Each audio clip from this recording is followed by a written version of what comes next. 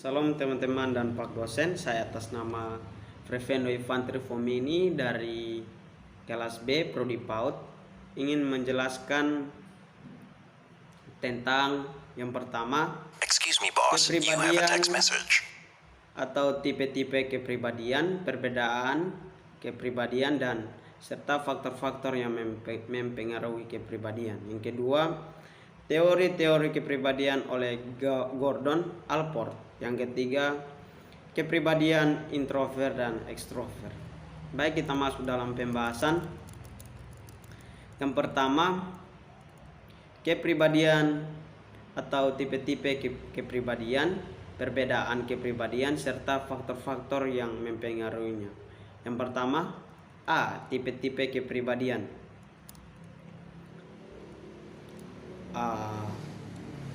Yang pertama, sanguinis atau jenis kepribadian manusia. Yang pertama adalah sanguinis. Orang dengan kepribadian sanguinis merupakan individu yang optimis dan selalu bersemangat. Mereka memiliki sifat yang mudah bergaul dan ramah dengan orang lain, suka berbicara di depan publik, suka memperhatikan, kreatif, cenderung mendominasi dalam kelompok. Yang kedua, pragmatis. Jenis kepribadian manusia yang kedua adalah pragmatis.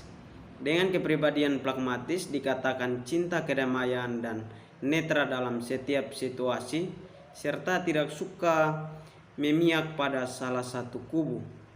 Mereka akan selalu berusaha menghindari konflik dengan siapa saja. Selain itu, orang dengan kepribadian ini juga senang membantu orang lain Seorang pragmatis juga bisa menjadi pendengar yang baik, memiliki selera humoris, mudah bergaul, memiliki banyak teman, dan tidak suka hal yang rumit. Yang ketiga, jenis kepribadian manusia yang ketiga yaitu koleris. Koleris dikenal sebagai tipe kepribadian yang cerdas dan selalu mengedepankan logika. Orang dengan kepribadian koleris juga dikatakan keras kepala, mudah marah, dan berkemauan keras terhadap apa yang mereka inginkan.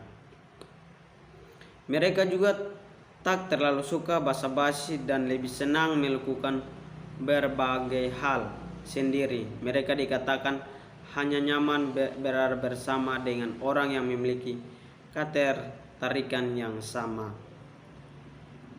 Yang keempat, jenis kepribadian manusia yang keempat yaitu melankolis. Berbeda dengan sanguinisi, orang dengan kepribadian melankolis termasuk orang yang introvert.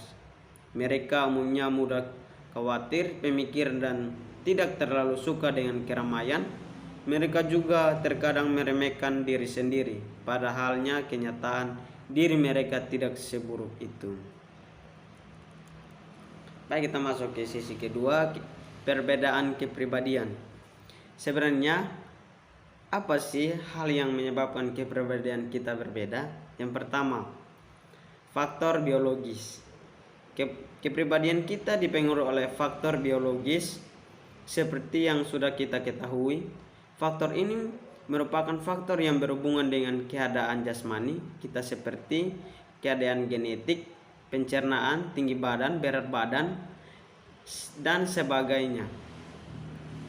Sejak dilahirkan, setiap orang telah menunjukkan adanya perbedaan. Tak ada seorang pun memiliki kepribadian yang identik. Hal ini dapat kita lihat secara sejak bayi baru lahir. Yang kedua, faktor sosial.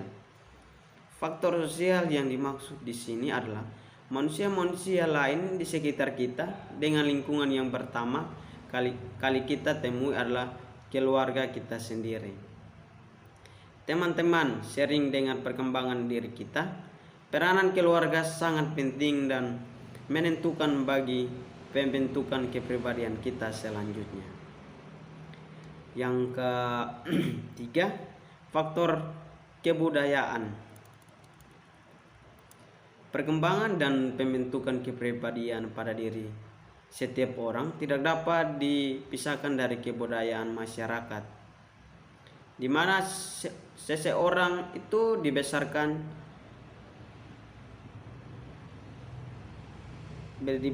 nih teman-teman. Terdapat 5 aspek kebudayaan yang mempengaruhi pembentukan kepribadian kita. Pertama, nilai-nilai di dalam setiap kebudayaan. Terdapat nilai-nilai hidup dijunjung tinggi oleh orang-orang di dalamnya yang hidup dalam kebudayaan itu. Baik, kita lanjut ke materi selanjutnya. C. Faktor-faktor mempengaruhi kepribadian. Faktor yang mempengaruhi perubahan dan dinamika kepribadian seseorang dipengaruhi oleh banyak faktor. Kepribadian merupakan karakteristik yang relatif stabil. Perubahan dalam kepribadian tidak bisa terjadi secara spontan, tetapi merupakan hasil pengamatan, pengalaman, tekanan dari lingkungan sosial budaya, rentang usia, dan faktor-faktor dari individu. Yang pertama, pengalaman awal. Menekankan tentang pentingnya pengalaman awal masa kanak-kanak dalam perkembangan kepribadian. Trauma kelahiran, pemisahan dan dari ibu adalah pengalaman yang sulit dihapus dari ingatan. Yang kedua, pengaruh budaya.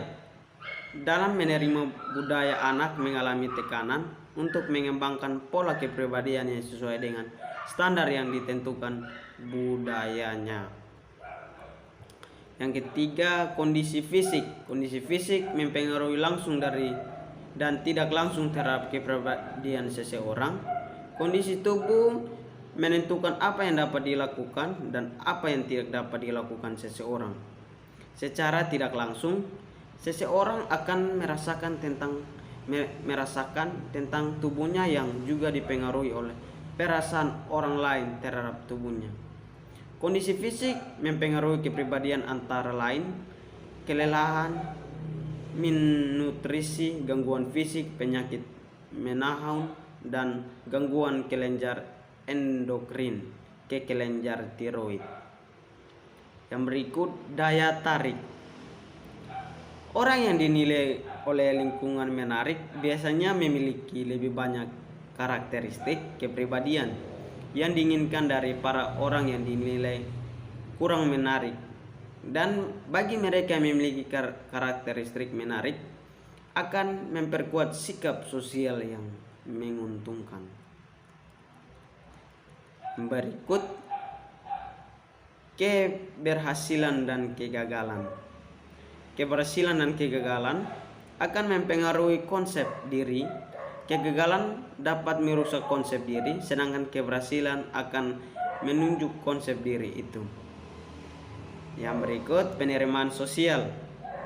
Anak yang diterima dalam kelompok sosial dapat mengembangkan rasa percaya diri dan kepandaiannya. Sebaliknya, anak yang tidak diterima dalam lingkungan sosialnya akan membenci orang lain, cemburu, dan mudah tersinggung. Yang berikut, pengaruh keluarga. Pengaruh keluarga sangat mempengaruhi kepribadian anak. Sebab waktu terbanyak anak adalah keluarga, dan di dalam keluarga itulah diletakkan sendi-sendi dasar kepribadian. Baik, kita masuk ke materi yang kedua. Teori-teori kepribadian oleh Gordon Allport. Teori psikologi kepribadian menurut Gordon Allport adalah suatu organisasi dinamis di dalam individu sebagai sistem psikopoiesis, yaitu menentukan cara khas dalam menyesuaikan diri dan lingkungan sekitar. Dan mengapa Gordon Allport menggunakan istilah kata organisasi dinamis? Hal itu dikarenakan bahwa realitas teori psikologi kepribadian selalu berkembang dan berubah dari waktu ke waktu. Meski pada dasarnya ada komponen penting yang mengikat dan menghubungkan dari berbagai komponen dalam teori psikologi kepribadian itu sendiri. Teori psikologi kepribadian bukanlah suatu mental yang sifat eksklusif semata, melainkan semua komponen yang menyusun teori psikologi kepribadian adalah satu kesatuan yang utuh melingkupi tubuh dan jiwa seseorang. Dan dalam pernyataan ini Gordon Allport menggunakan istilah psikofisikal.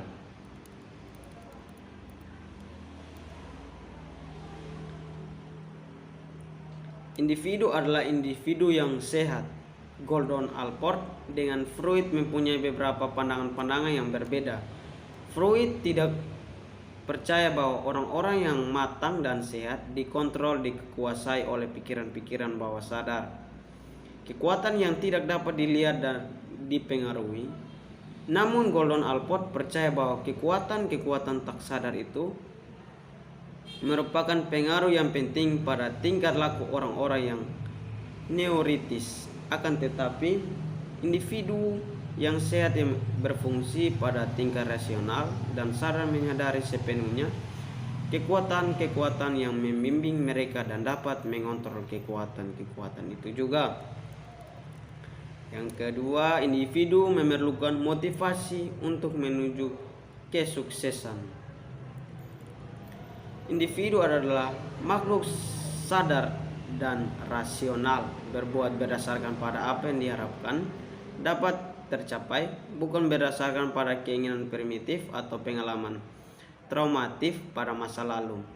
Motivasi merupakan hal yang paling mutlak harus dimiliki oleh seseorang dalam melaksanakan suatu aktivitas sehari-hari. Struktur teori psikologi kepribadian menurut Gordon Allport. Traits adalah kata kunci dan dalam mengidentifikasi struktur teori psikologi kepribadian menurut Gordon Allport berpendapat bahwa pengertian kebiasaan, traits, sikap, diri atau self dan teori psikologi kepribadian itu masing-masing bermanfaat dan berbeda satu sama lain. Gordon Allport menekankan pada trait di mana ia menyatakan bahwa intensi itu berbeda dari attitude atau teori-teori Gordon Allport kemudian. Bagi Gordon Allport, sifat adalah konstitusi kejiwaan atau bagian dari jiwa yang melalui darah dan memiliki hubungan dengan jasmani atau biologis dan bersifat hereditas, termasuk juga mudah tidaknya terkena rangsangan emosi, kekuatan serta kecepatan bereaksi. Kualitas kekuatan suasana hati segala cari daripada fluktuasi dan intensitas suasana hati. Gejala ini tergantung kepada faktor konstitusional. Baik, kita masuk ke dalam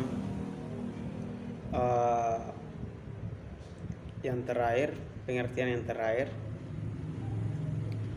kepribadian introvert dan ekstrovert. Baik, yang pertama, mengenal tipe kepribadian introvert lebih dalam. Apa itu introvert? Introvert adalah sebuah tipe kepribadian yang sering disalahartikan sebagai pemalu, padahal introvert dan pemalu tidaklah sama. Seseorang yang pemalu cenderung merasa khawatir atau tidak nyaman saat berada dalam situasi sosial tertentu, khususnya jika harus berinteraksi dengan orang yang tidak dikenalnya. Untuk mengetahui apakah Anda termasuk introvert, pahami beberapa ciri-ciri berikut. Yang pertama, energi bisa terkuras saat menghabiskan waktu dengan banyak orang. Para introvert tidak memiliki masalah jika harus berinteraksi dalam situasi sosial. Hanya saja jika terlalu lama menghabiskan waktu dengan orang lain, energinya akan mudah terkuras habis, apalagi jika ia harus berinteraksi dengan banyak orang di dalam satu waktu. Yang kedua, senang menghabiskan waktu sendiri. Mungkin sebagai orang mengira bahwa orang suka menyendiri berarti memiliki kepribadian yang tidak menyenangkan.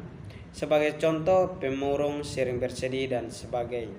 Padahal, bagi orang introvert, kebahagiaannya justru didapat saat ia bisa menghabiskan waktu sendiri. Yang ketiga, teman sedikit tapi berkualitas.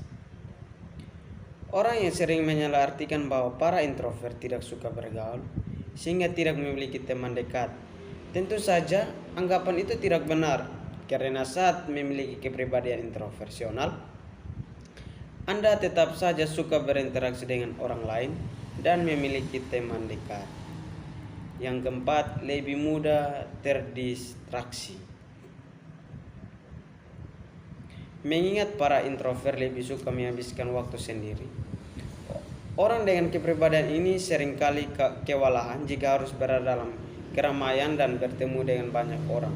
Tak heran mereka sering mudah terdistraksi. Hal ini membuatnya sangat sulit untuk fokus dan berkonsentrasi saat harus melakukan sesuatu. Yang kelima, lebih sadar akan dirinya sendiri. Mengingat bahwa para introvert lebih banyak mendapat energi saat sedang sendiri, mereka memilih kecenderungan lebih sadar atau paham mengenal dirinya sendiri.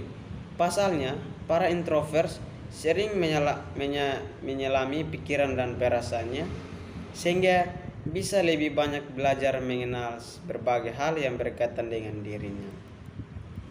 Yang keenam, belajar dengan cara observasi. Jika para ekstrovert suka belajar saat praktek langsung, para introvert lebih suka melakukan observasi terlebih dahulu. Oleh karenanya, sebelum melakukan sesuatu, mereka cenderung mempelajari dahulu sebelum mempraktekkan secara langsung. Yang kedua, kepribadian dari ekstrovert.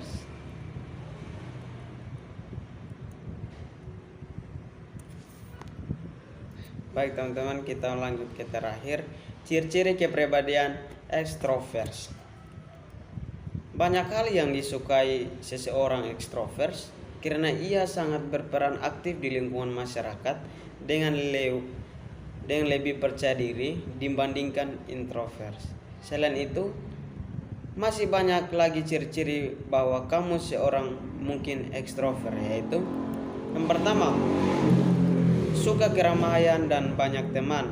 Saat berteman dengan orang-orang, ekstrovert sangat antusias dan berbicara dengan santai tanpa memikirkan dahulu apa yang akan menjadi topik pembicaraan. Yang kedua, suka berbicara. Mengobrol adalah kewajiban seorang ekstrovert, tidak akan pernah habis ide obrolan menyenangkan dengannya. Terkadang rasa penasarannya melewati rasa percaya diri, diselingi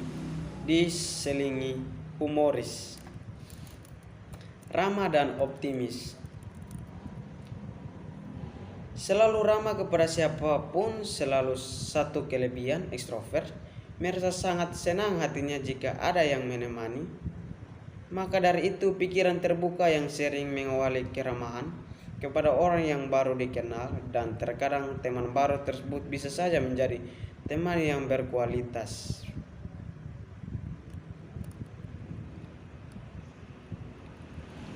Berikut, aktif mengikuti kegiatan.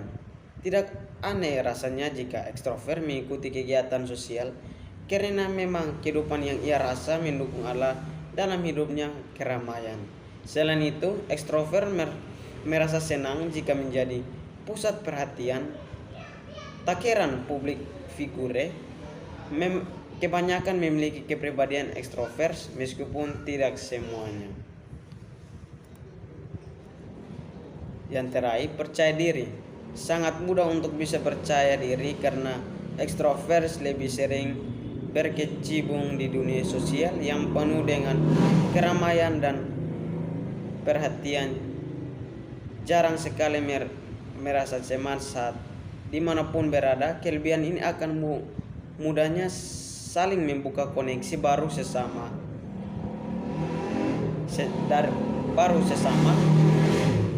saling terkoneksi dan membukanya peluang ide dengan adanya kolaborasi. Sekian dari penjelasan yang saya berikan. Terima kasih karena teman-teman dan Pak dosen sudah mau menonton video ini. Terima kasih, Tuhan berkati.